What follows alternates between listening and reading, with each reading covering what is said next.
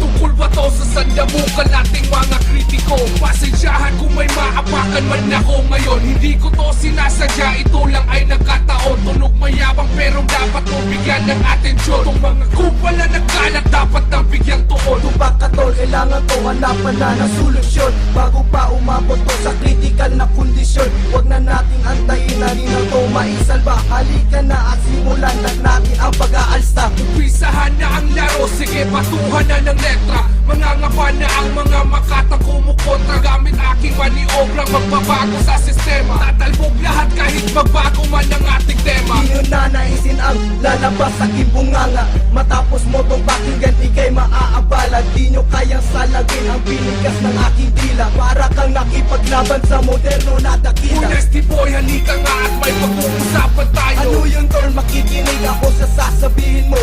Huwag ka sana magtaka kung bakit lagi ganito. Tungkol ba to sa sandamukan nating mga kritiko? Si Double D, halika nga at may pag-uusapan tayo. Ano yun tol, makikinig ako sa sasabihin mo.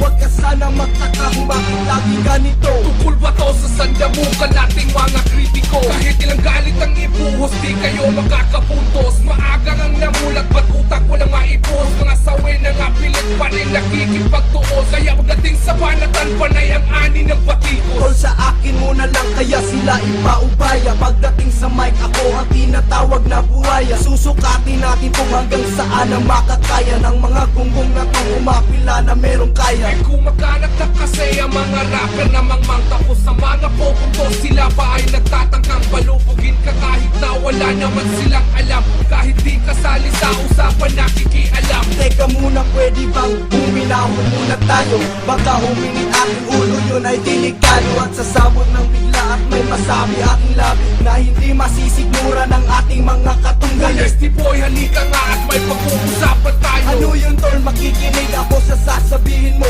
Huwag ka sana magtaka kung bakit lagi ganito. Tungkol ba to sa sandamukan nating mga kritiko? Si Double D, halika nga at may pag-uusapan tayo. Ano yun tol, makikinig ako sa sasabihin mo. Huwag ka sana magtaka kung bakit lagi ganito. Tungkol ba to sa sandamukan nating mga kritiko?